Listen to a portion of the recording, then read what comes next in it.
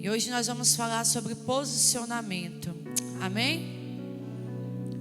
Êxodo capítulo 1, a partir do verso 16, que diz assim: E disse: Quando ajudardes no parto das hebreias, e as virdes sobre os seus assentos, se for filho, matai-o, mas se for filha, então viva. As parteiras, porém, temeram a Deus e não fizeram como o rei do Egito lhes disseram. Antes, conservaram os meninos com vida. Conservaram os meninos com vida. Então o rei do Egito chamou as parteiras e disse: Por que fizeste isto? Que guardastes os meninos com vida?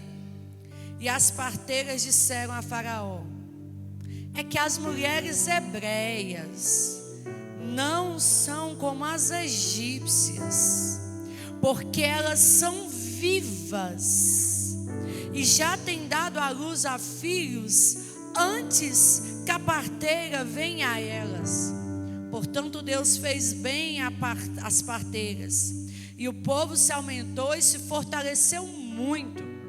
E aconteceu que, como as parteiras temeram a Deus, estabeleceu-lhes casas.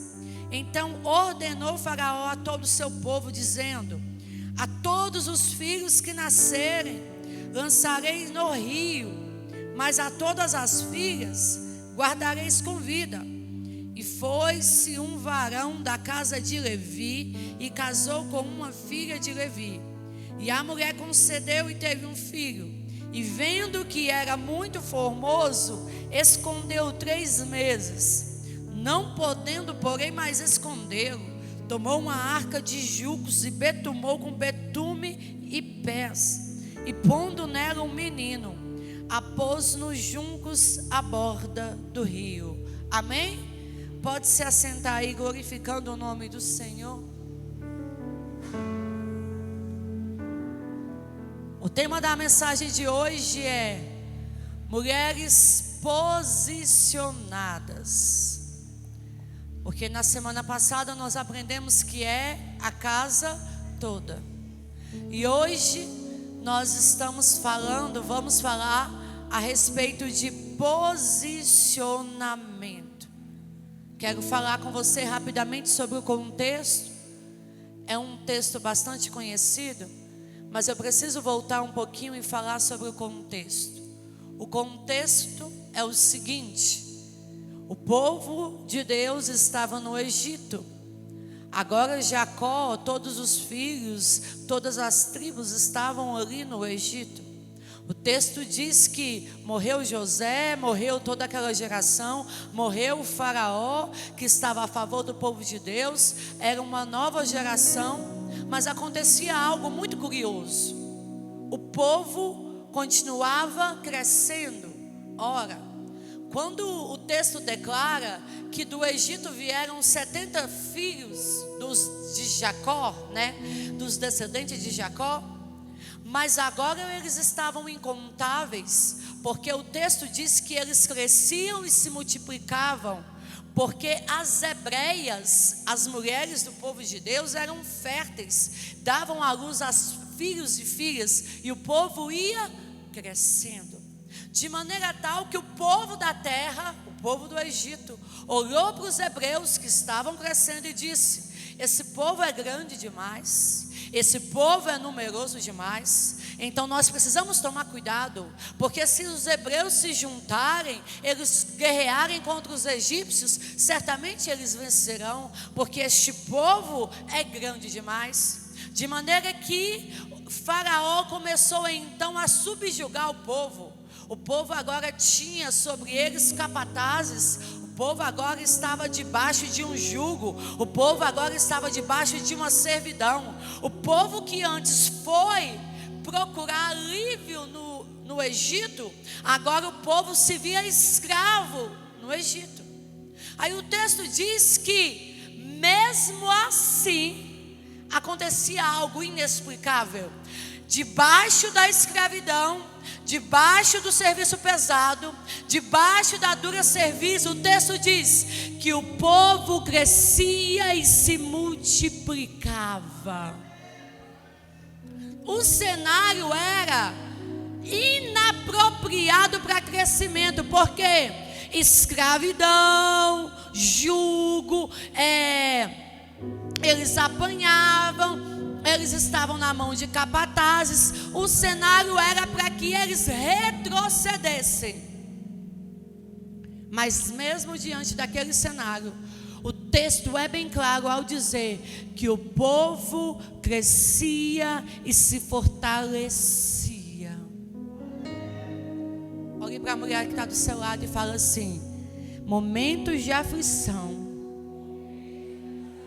não podem impedir o seu crescimento. Entende? Momento de aflição não pode impedir o seu crescimento. Sabe o que tem que acontecer? Olha ela, como é que ela está dando conta.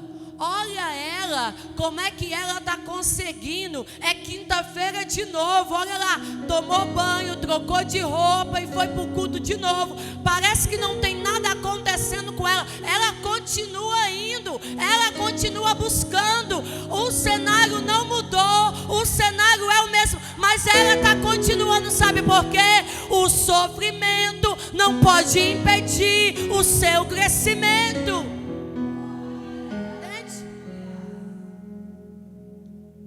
Porque não é só no Egito que mulher hebreia continua crescendo e gerando.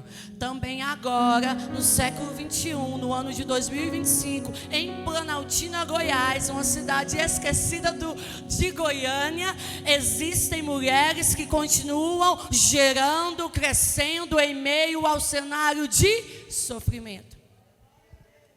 Aí então, Faraó tem uma estratégia. Sabe qual é a estratégia? Vamos então tocar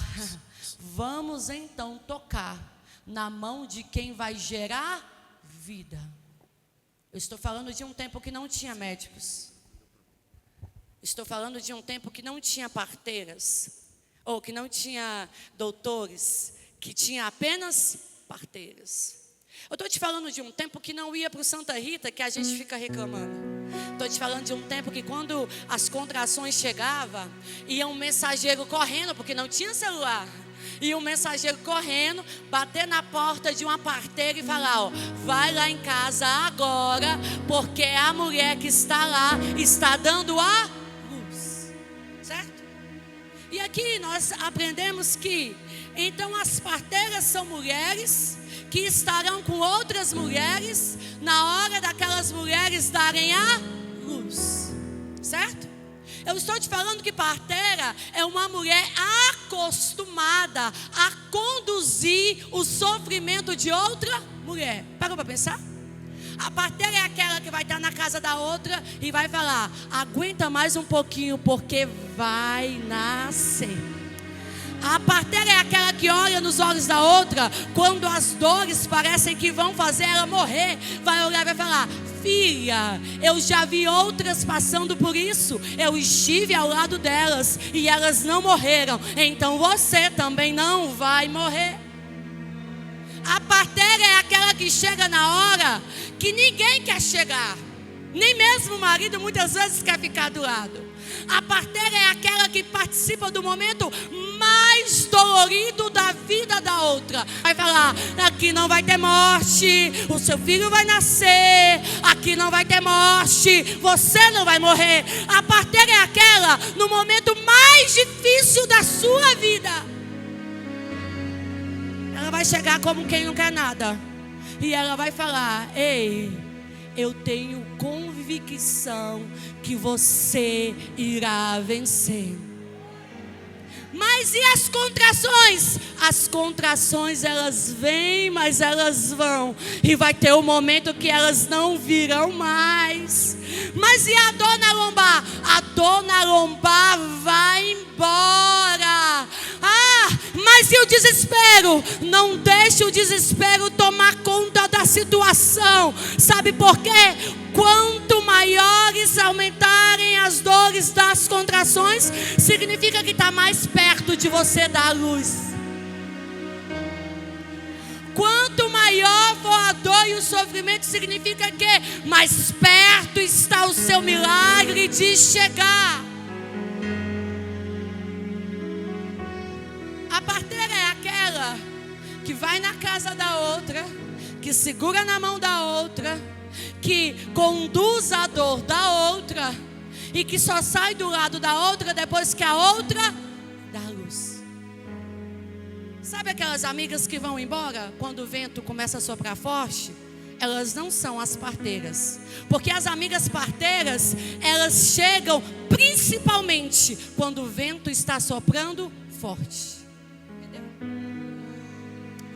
Quando você vê uma amiga indo embora no momento que você mais precisa, é porque aquela amizade não é uma parteira que Deus colocou na sua vida.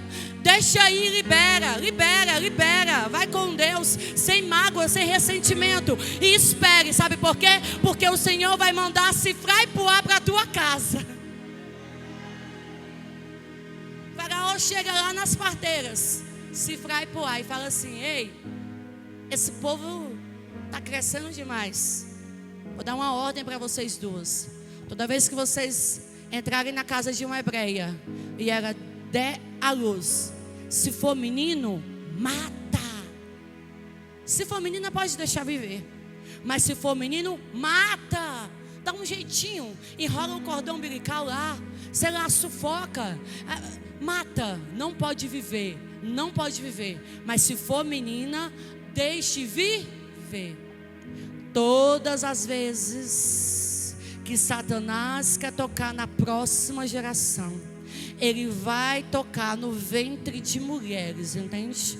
Ele vai acessar o ventre de mulheres, sabe por quê? Porque ele sabe quem é que vai gerar a próxima geração. Foi assim no Éden. Por que a serpente foi em Eva e não em Adão? Porque é Eva que daria à luz à próxima geração.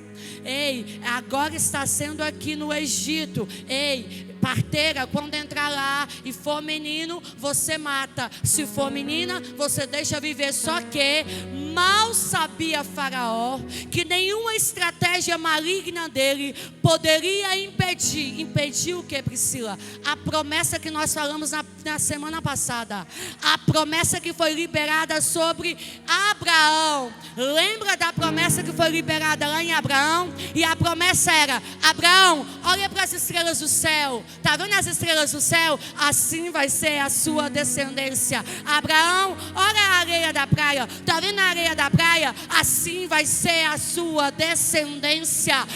Faraó, com estratégia maligna, não tem o poder de impedir a promessa que Deus derramou sobre a vida de alguém. Abraão está morto, mas a promessa da vida de Abraão ainda está de pé. Abraão e Sara não vivem mais, mas a promessa que o Senhor liberou sobre a vida de Sara e Abraão ainda está de pé. Então, no Egito vai crescer, na servidão o povo vai crescer. Mesmo ele falando para cifrar e poar, matar os bebês, ainda assim o povo iria continuar crescendo. Só que cifrar e poar, o texto diz que elas se posicionaram. Sabe por quê?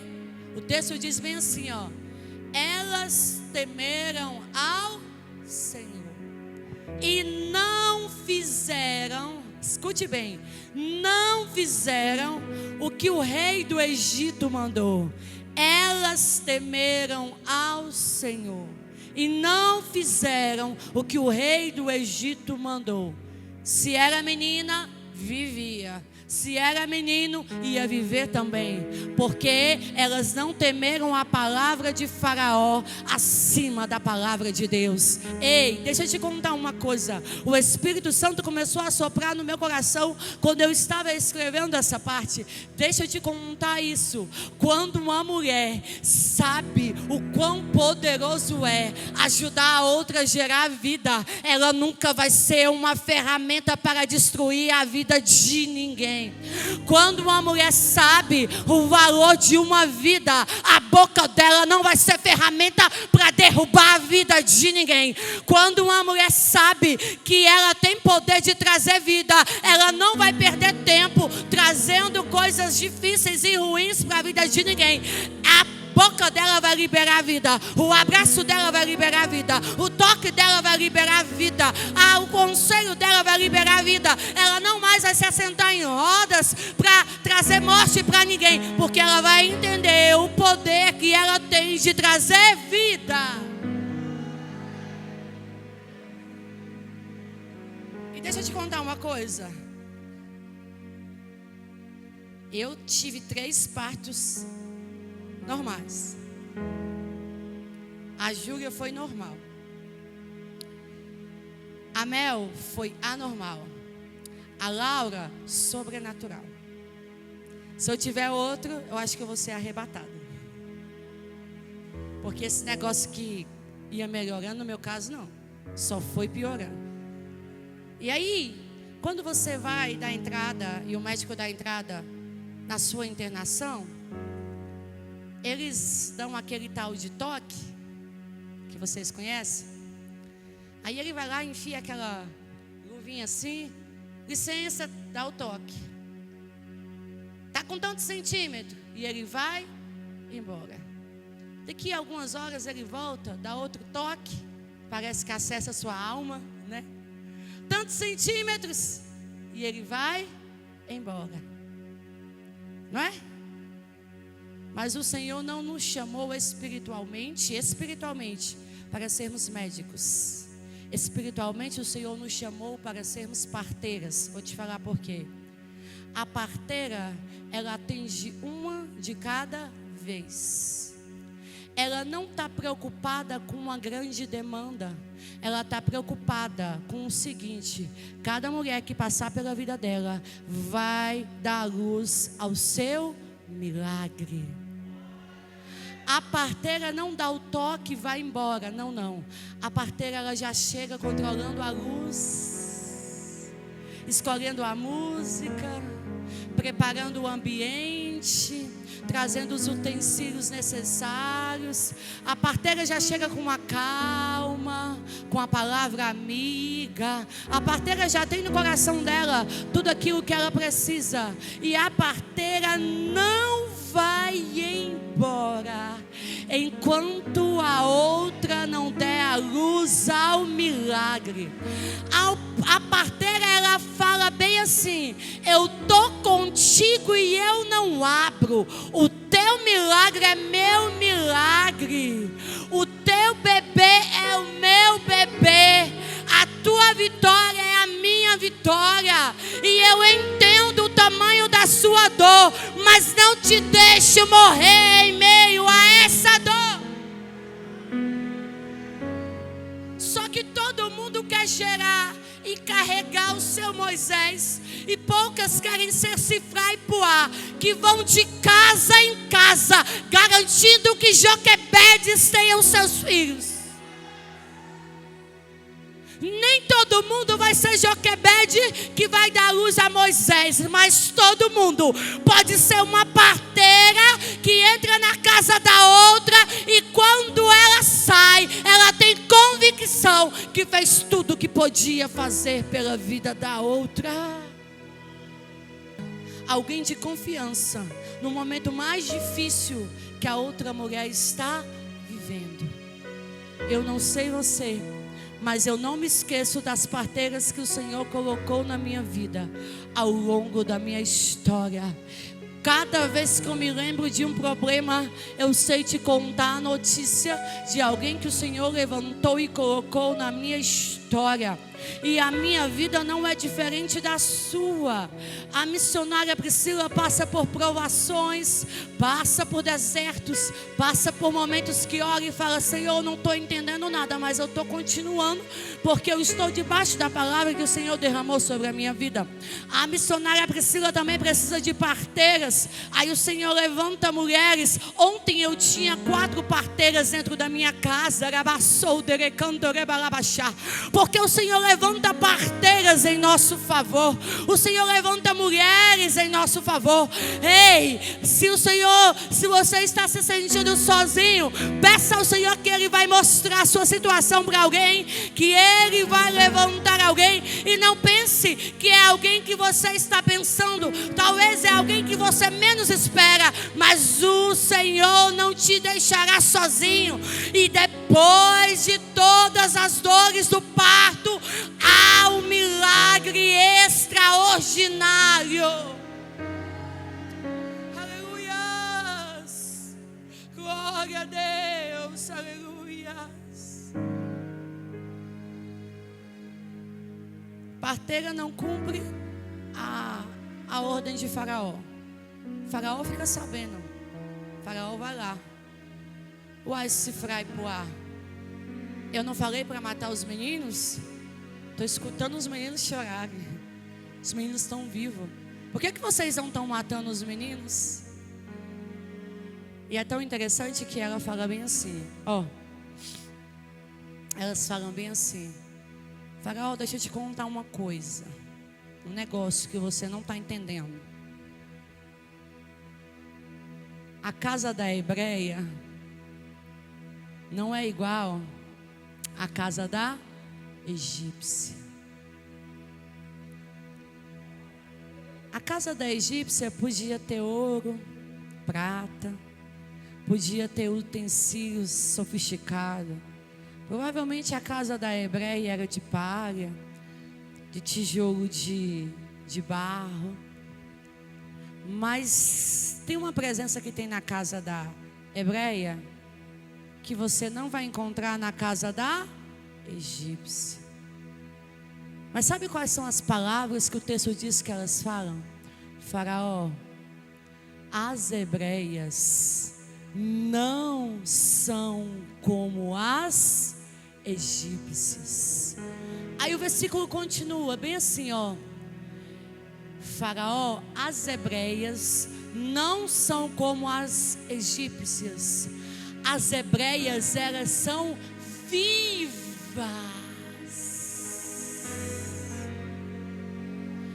As hebreias, Faraó, elas não são como as egípcias. Eu amo a minha tradução, fala assim: porque elas são vivas.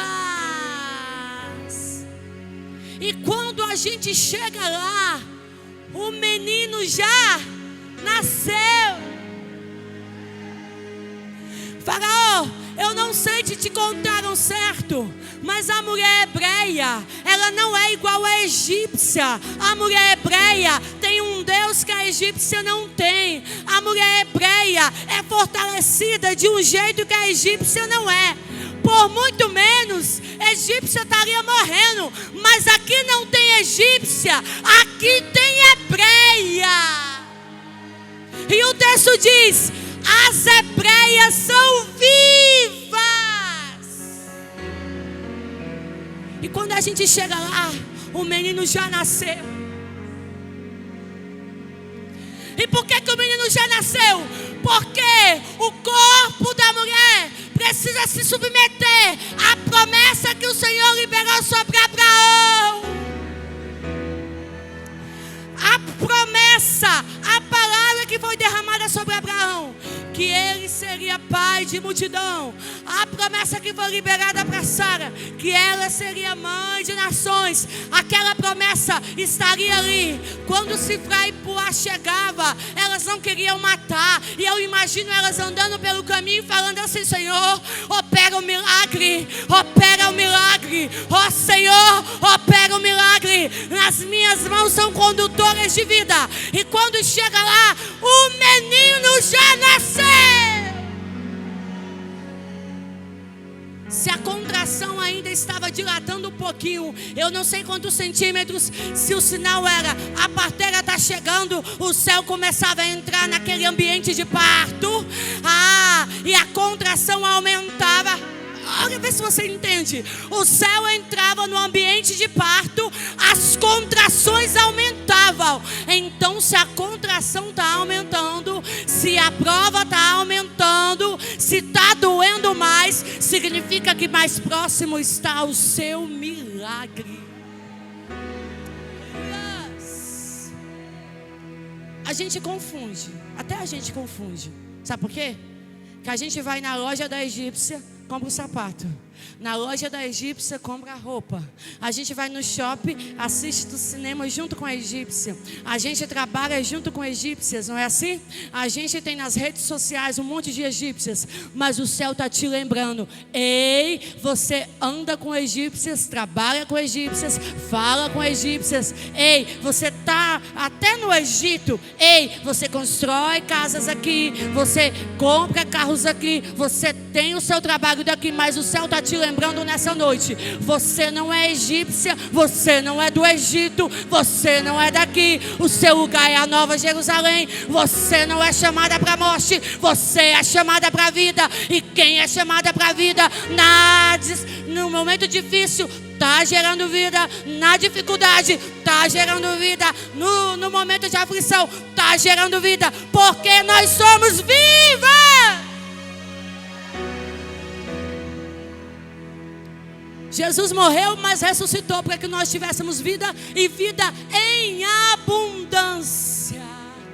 Agora eu queria que verdadeiramente você olhasse para a mulher que está do seu lado e cresce na palavra que eu vou te dizer. Libera para ela assim e fala: ei, entenda de uma vez por todas, você não é egípcia, você é hebreia. Você é hebreia, você é viva, hebreia, viva. Aleluia.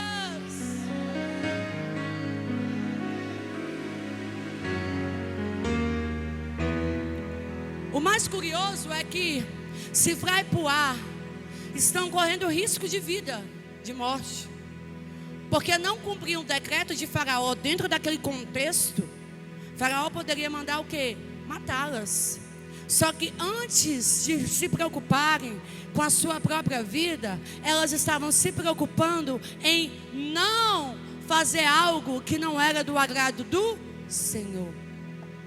Todas as vezes que você for procurar no texto sagrado, todas as vezes que alguém se arriscou por causa da palavra do Senhor, e o Senhor poupou a vida daquela pessoa, o Senhor mudou a vida daquela pessoa. Sabe por quê? Sifra e Puá entra na casa da outra, acessa a casa da outra, ajuda a outra a ter filho, mas Sifra e Puá mesmo não tem casas estabelecidas, não tem famílias estabelecidas, não tem, gente. Sabe o que elas são? São mulheres que não têm, mas não fica com inveja de quem tem.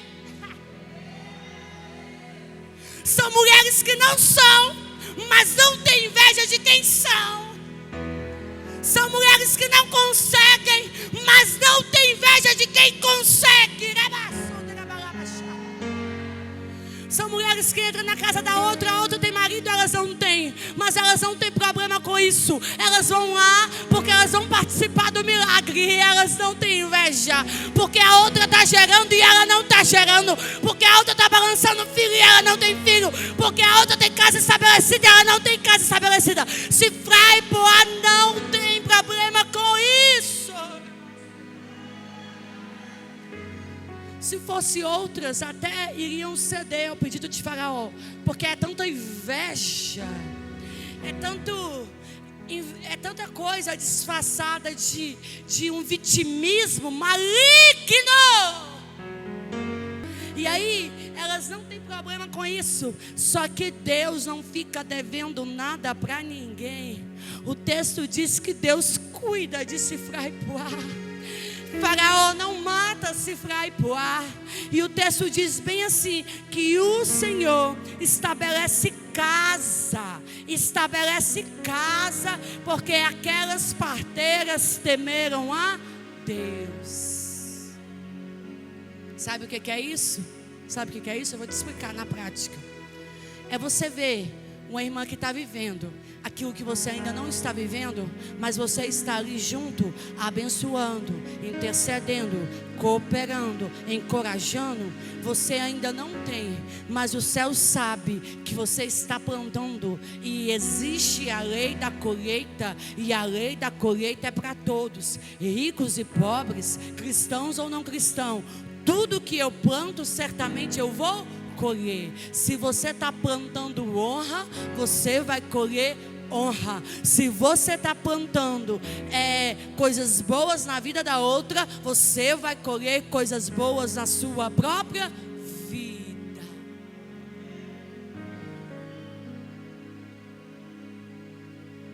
Como o plano do Faraó não deu certo, ele então traz outro plano.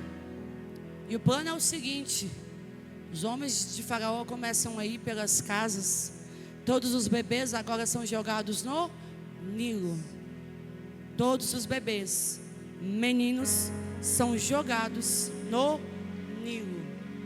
É uma atrocidade, gente. É uma atrocidade. Até para o mundo de hoje, que nós vemos tantas barbaridades, imaginar isso no mundo de hoje continua sendo uma atrocidade. Você pegar um bebê que acabou de nascer e jogá-lo no rio para morrer afogado.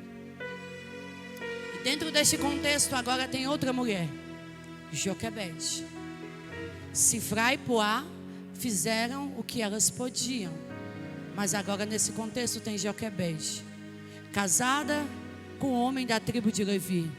O texto diz que Joquebede vai se achar grávida. Imagine a aflição daquela mãe. Imaginem a aflição daquela mãe. Se ver grávida em um contexto que diz: se for menino, vai morrer. É gerar algo que já tinha uma sentença de Faraó sobre o ventre. Só que o texto diz que Joquebede decide e leva aquela gestação até o final. Eu consigo imaginar as formas que Joquebede fez para poder disfarçar, esconder aquele momento. Eu consigo imaginar tudo o que Joquebede fez que era possível para poder se ocultar neste momento. Só que o decreto de morte já estava estabelecido lá fora. Eu imagino Joquebede saindo do lado de fora para ir trabalhar e vendo um bebê novo sendo lançado no Nilo. Eu consigo imaginar Joquebede saindo de casa e vendo uma mãe diferente, chorando a dor da perca de um filho. Eu consigo imaginar a aflição e o caos que estava dentro daquela sociedade. Mas eu consigo imaginar Joquebede colocando a mão no ventre dela e ministrando: não importa se é menino ou se é menina, o fato é que vai viver.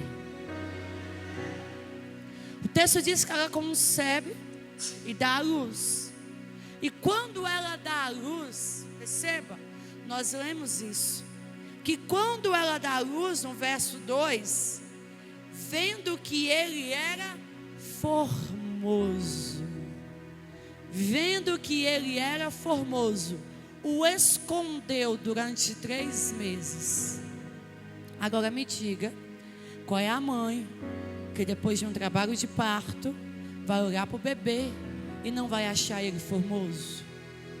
Cara de joelho, roxo, enrugado, às vezes deforma a cabecinha, mas vai achar a coisa mais linda do mundo, não é?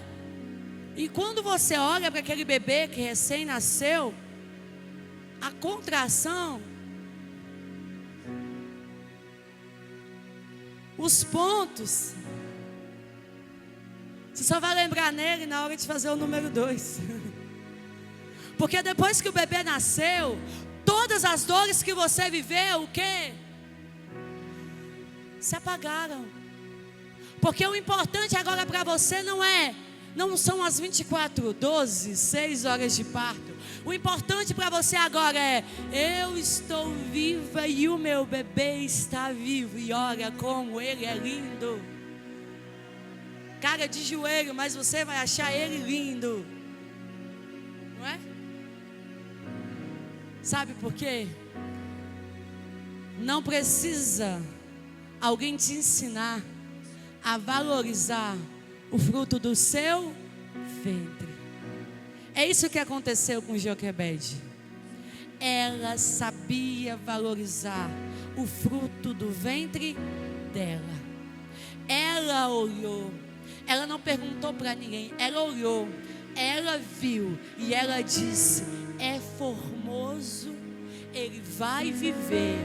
E eu vou escondê-lo, porque ele vai viver, entende? Ele vai viver. Eu imagino ela lavando a fralda suja na pia da cozinha, porque ela não podia lavar lá fora, porque ninguém podia saber que tinha um bebê dentro da casa dela. Eu imagino ela improvisando chupetas, porque o menino não poderia chorar, porque ninguém podia saber que tinha um menino dentro da casa dela.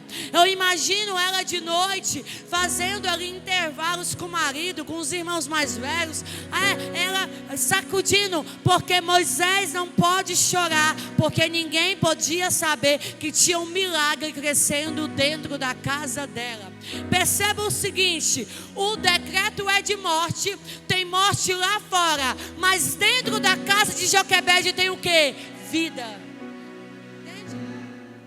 O decreto é de morte, tem mãe chorando lá fora, mas Joquebede se posicionou e ela falou: aqui dentro vai ter vida.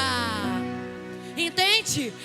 Está uma ruína lá fora, mas Joquebede, lembra da ministração passada? Ela acendeu a luz dentro da casa dela e ela se posicionou como uma mãe que não ia deixar nenhum dos dela morrer. E não é porque Moisés é o primeiro filho, você vai ver que tem pelo menos Arão e Miriam no contexto. Não é porque Moisés é o preferido, é porque é uma mãe determinada a que nenhum dos filhos dela vão morrer. Nenhum vão morrer, ninguém vai morrer. Sabe o que Joquebede está falando? Eu não gerei para Faraó. Eu não gerei para Faraó. Faraó decretou, Faraó determinou, mas eu decido ficar debaixo da promessa de Abraão. Aí o texto então vai dizer que Joquebede vai conduzir aquela gestação durante aqueles 3 meses. E eu quero que você fique com isso no seu coração. O que acontece fora não impede você de gerar o propósito que Deus tem sobre a sua vida. O que acontece fora não impede você de gerar o que Deus tem para a sua vida. O decreto está rolando, Joquebede está gerando. Lá fora tem mãe chorando, Joquebede está gerando. Um caos está instaurado por Faraó, Joquebede está gerando. Joquebede não para de gerar, Joquebede continua gerando. A barriga de Joquebede continua crescendo, Moisés continua crescendo, as coisas continuam acontecendo. Não é porque está acontecendo fora que vai matar o que o Senhor tem para Joquebede lá dentro. O que acontece fora não tem que ser um empecilho para você continuar gerando o propósito que Deus tem para a sua vida. Ninguém está vendo, mas Joquebede está gerando. Ninguém está reconhecendo, mas Joquebede está gerando. Não tem chá revelação, não tem chá de fralda, mas Joquebede continua gerando. Por que Joquebede está gerando? Porque Deus mandou. E quando Deus determina o tempo de gerar na vida de uma mulher,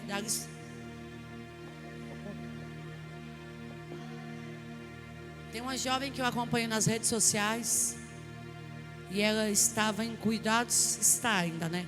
Em cuidados paliativos, câncer terminal. E no meio disso tudo ela engravidou. O médico falava: você tem que tirar, o seu corpo não está dando conta de você, e ainda assim você quer ter forças para poder nutrir e gerar um bebê, tem que tirar. Só que ela lutou até o fim, e ela gerou.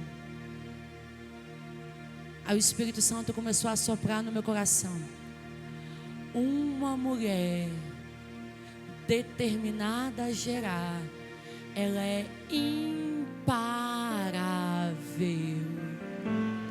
Uma mulher determinada a gerar, ela é imparável.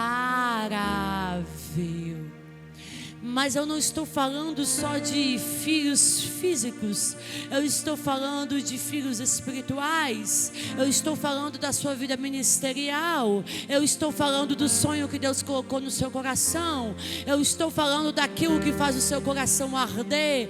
Quando você se determina a fazer, você se torna imparável. Semana passada eu vi uma outra notícia, não sei se vocês viram. Desligaram aparelhos de uma mãe que estava sendo mantida viva, porque ela pediu: enquanto o bebê não estiver forte o suficiente, por favor, me mantenham viva na máquina. Aí fizeram um parto, retiraram o bebê, e aí então desligaram o aparelho. Porque quando uma mulher decide gerar, ela é imparável. Não foi fácil para Joquebede ter Moisés no momento de dificuldade, mas olha só, Moisés nasceu. Não foi fácil Joquebede esconder Moisés 3 meses, ninguém poderia fazer, mas olha só, Joquebede escondeu. Sabe por quê? Porque mal sabia ela que dentro da casinha dela, que o corpo dela tinha sido escolhidos por Deus para gerarem o libertador de Israel da parte de Deus. Sabe por quê? Ela olhou e deu valor naquilo que o Senhor entregou para ela. Isso é tão forte, porque ninguém precisou mostrar para ela que o que ela tinha era importante. Ela olhou e falou: foi Deus que me deu, é importante, é lindo, é valioso, vai viver. O Senhor já entregou dons, o Senhor já entregou talentos para você, mulher. O Senhor já entregou. Eu não estou falando que Ele vai entregar, Ele pode entregar outros, mas Ele já entregou nas suas mãos dons, Ele já depositou em você talentos. Só falta você fazer igual Joquebede, ó. Você vai olhar e vai falar: é valioso, é lindo, o que o Senhor me deu é lindo. Então, estou na dificuldade, mas vai viver. Está difícil, mas vai viver. Está um caos, mas vai viver. Porque o fruto que o Senhor me entregou, ele é lindo. Aleluias. E foi isso que aconteceu. Mas existe a hora de ela ter que liberar o fruto que o Senhor entregou para ela. Uma mulher sábia tem que aprender a discernir os tempos. Uma coisa é esconder 3 meses, outra coisa é você esconder quando o menino começa a andar. Uma coisa é você esconder quando ele só chora e não fala nada. Outra coisa é você esconder quando o menino começar a falar. Joquebede olha e Joquebede traça um plano. Uma estratégia um pouquinho louca, né? Vou colocar ele no Nilo. Mas deixa eu te falar, é uma estratégia de fé. Que fé que aquela mulher teve. No Nilo, onde mães perdem filhos, ela vai colocar o filho dela. E ela sabia que o Nilo não ia matar o filho dela. Sabe por quê? Porque ela prepara um cesto. E o cesto que ela mesma prepara. A pastora não pode preparar o cesto do meu filho. A líder do grupo não pode preparar o cesto do meu filho. O filho é meu. Quem vai saber do cesto do meu filho sou eu. Eu posso pedir umas dicas para minha irmã. Mas quem faz o cesto de Moisés é Joquebede. Quem vai buscar o junco para fazer o cesto de Moisés é Joquebede. Quem vai passar a noite trançando o cesto é Joquebede. Quem vai escolher as amarrações do cesto é Joquebede. Porque o cesto não vai salvar o filho da vizinha. O cesto vai salvar o filho dela. Entende? E aqui é sobrenatural, porque Joquebede, ela pega o que ela tem, gente. Junco tinha os montes ali na terra do Nilo. O Senhor não está pedindo para Joquebede fazer uma coisa que ela não tem. O Senhor não está pedindo para Joquebede fazer uma coisa que ela não pode. O que o Senhor está pedindo para Joquebede, ela tem e ela pode. Acontece que a gente fica escorada naquilo que a gente não tem e nem sabe fazer, e se esquece do que a gente já tem, do que a gente pode fazer. Joquebede não poderia fazer um cesto e banhá-lo a prata, mas Joquebede poderia fazer um cesto de junco e encharcá-lo de betume. Sabe por quê? Porque betume Joquebede tem, junco Joquebede tem. Então o que a casa dela precisa para salvar o filho dela, ela já tem. A gente perde tempo com estratégias mirabolantes e desculpas do que a gente não tem. Mas o céu começa a liberar sobre a sua vida nessa noite. Na verdade, o que você precisa, Ele já entregou nas suas mãos. O que você tem que fazer, Ele já te deu capacidade para fazer. Então começa a se levantar como Joquebede. Começa a catar o junco. Começa a traçar o cesto. Começa a pegar o betume, começa a tampar as brechas do cesto. Por quê? Porque o seu filho no cesto não vai ser perdido. Seu filho no cesto não vai ser perdido. Seu filho no cesto não vai ser perdido.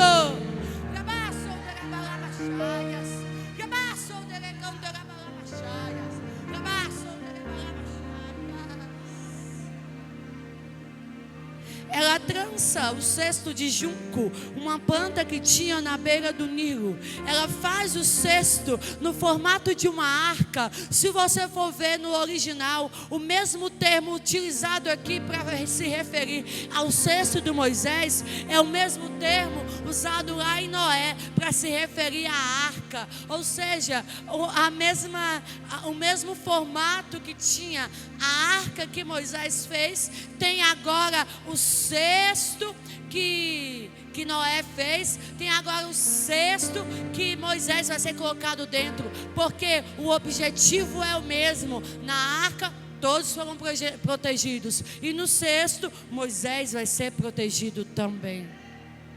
Porque quando eu colocasse no Nilo, o Nilo não ia encharcar Moisés, porque o cesto que Joquebede fez, ele era impermeável. E eu acho louco isso. O Nilo que matava outros bebês, o bebê de Joquebede não vai morrer nele.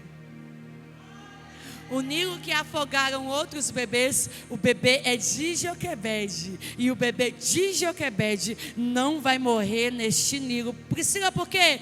Porque tem uma Joquebede que traçou uma arca, que encharcou de unção aquela arca. Não vai se perder aquele Moisés. Aleluias. E caminhando aqui para o final, agora coloca no Nilo. A arca está indo. A arca está indo. O cesto está indo. O texto diz que o cesto vai cair nas mãos da filha de Faraó. Ela escuta Moisés chorando. Quando ela olha o bebê, ela fala: é hebreu. É hebreu. É filho de hebreia. Até Faraó, ei, escuta. Até Faraó sabe quando o menino no Nilo é filho de hebreia. Até Faraó tem que reconhecer: pode estar no Nilo, mas é filho de hebreia. Pode parecer mais um perdido no Nilo, mas Faraó olha e reconhece: é filho de hebreia. Aí ela poderia simplesmente tirar do cesto e jogar no Nilo, porque o decreto não era: menino de hebreia, vai acontecer o quê? Vai morrer? Só que ela pega e ela fala: não, esse aqui vai ser o quê? Meu. Aí a Miriam chega correndo, a irmã de Moisés, você sabe o texto, ela fala: ei, ele mama, eu preciso conseguir alguém para a senhora, porque ele precisa mamar. E ela traz quem? A mãe dela. A filha de Faraó entrega o bebê para a mãe, para Joquebede, e fala: ó, tu vai cuidar dele e eu vou te pagar para você cuidar dele. Você vai amamentar ele e eu vou te pagar para você amamentar ele. Ei, agora o Nilo que matava os outros, o Moisés ele não mata. Faraó que matava os outros vai financiar a vida do libertador de Israel. Está entendendo? Está entendendo? O Senhor escolhe uma casa de hebreus para gerar a Moisés que iria libertar o povo de Deus do Egito. O Senhor escolhe o palácio de Faraó para sustentar e financiar a criação daquele que seria o libertador dos hebreus no Egito. Se coloque de pé nessa noite em nome de Jesus.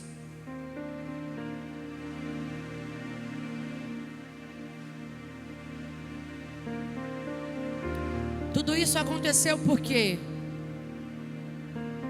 Porque 3 mulheres se posicionaram dentro dessa história: Sifrá, Puá e Joquebede.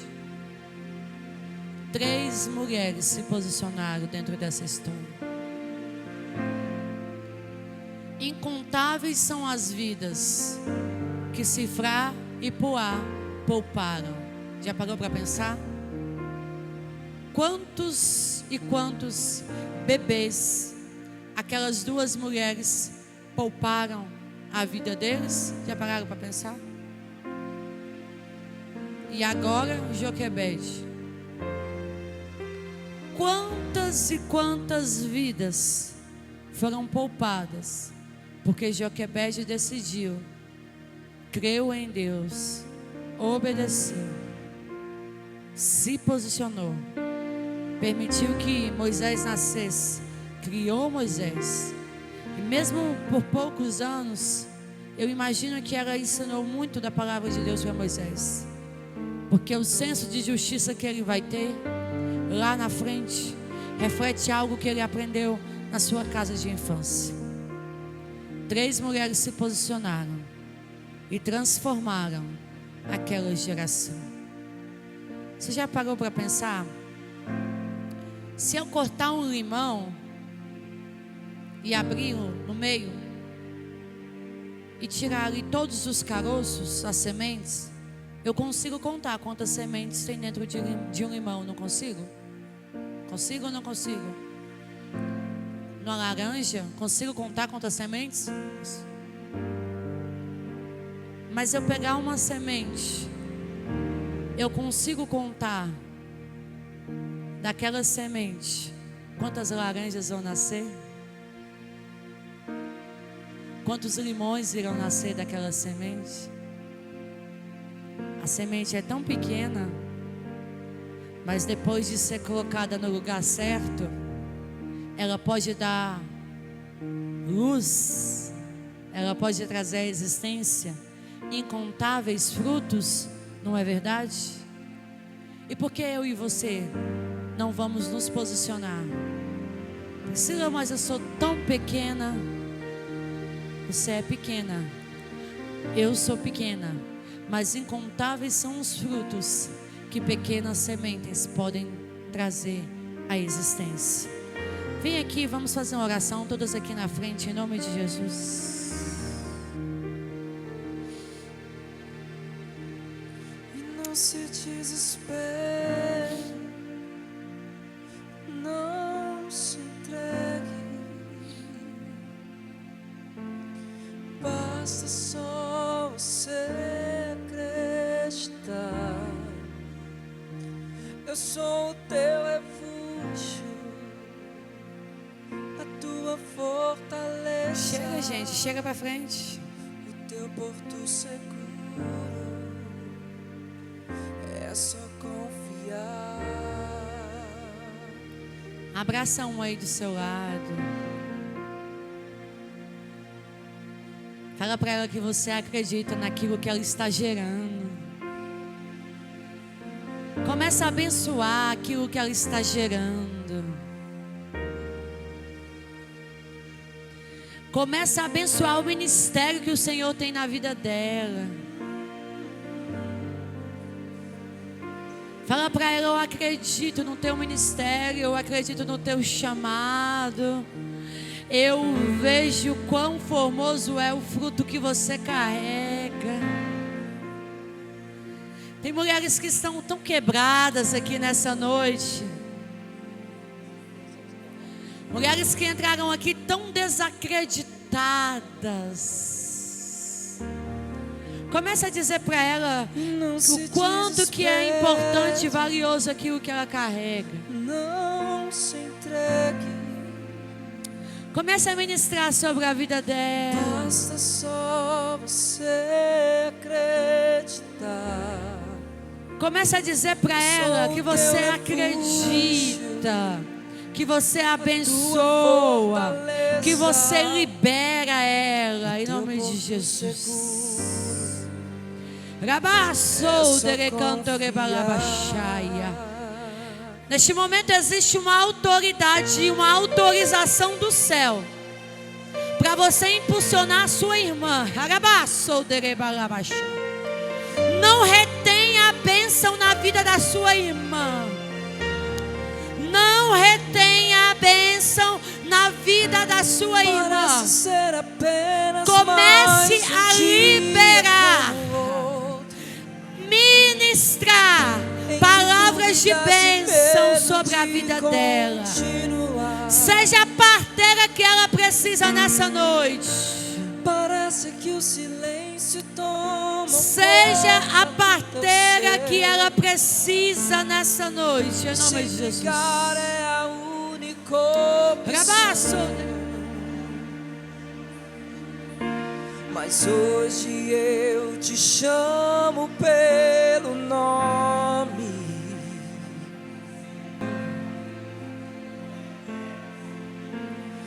Erga os teus olhos para o alvo, que sou eu, e não se desespere, não se entregue. Basta só você acreditar. Eu sou o teu refúgio,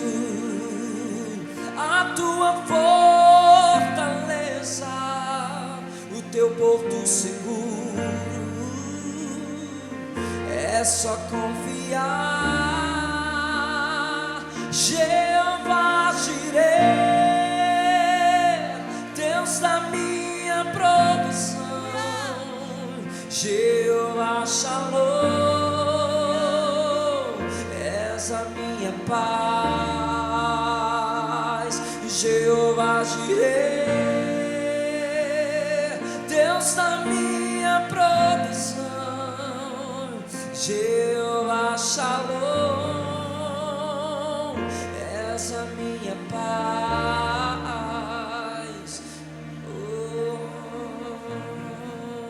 Vai ter milagre lá na sua tenda, em nome de Jesus. Vai ter novo de Deus lá na sua tenda, em nome de Jesus. Vai ser gerado, não vai ser abortado. Vai vir a existência em nome de Jesus. O seu ministério vai ser gerado. Aquilo que o Senhor depositou sobre a sua vida vai ser gerado. As promessas vão ser cumpridas. A profecia vai ser vivida. Se posicione como quem crê. Se posicione como quem crê. Vai ter culto de ação de graças. Aleluias. Mulheres posicionadas viverão milagres da parte de Deus. Mulheres posicionadas liberarão outras para viverem milagres da parte de Deus. Em nome de Jesus. Pai, as tuas filhas estão aqui nessa noite. E eu te peço, Pai, em nome de Jesus, tome cada uma em tuas mãos de maneira sobrenatural. Enche cada uma delas com mais de ti de maneira sobrenatural. Pai, toda palavra maldita ao respeito delas caia por terra em nome de Jesus. Todo intento, Pai, do inimigo de nossas almas contra a vida delas, ó Deus, seja subjugado e falido em nome de Jesus. Tome as tuas filhas em tuas mãos, Pai, e haja um destravar, Pai, em nome de Jesus. Destrava mentalidades nessa noite, em nome de Jesus. Destrava comportamentos nessa noite, em nome de Jesus. Destrava atitudes nessa noite, em nome de Jesus. Pai, quando se fala de posicionamento, eu sei que existe uma guerra espiritual, porque o inimigo de nossas almas não quer mulheres posicionadas. Mas eu te peço, Pai, levanta no meio das conectadas nessa noite um tempo de posicionamento, e que possamos estar posicionadas segundo aquilo que o Senhor tem para as nossas vidas, para vivermos, desfrutarmos, testemunharmos os milagres que o Senhor tem para nós, em nome de Jesus Cristo. Estenda as suas mãos assim para o alto e diga assim: eu serei uma mulher posicionada.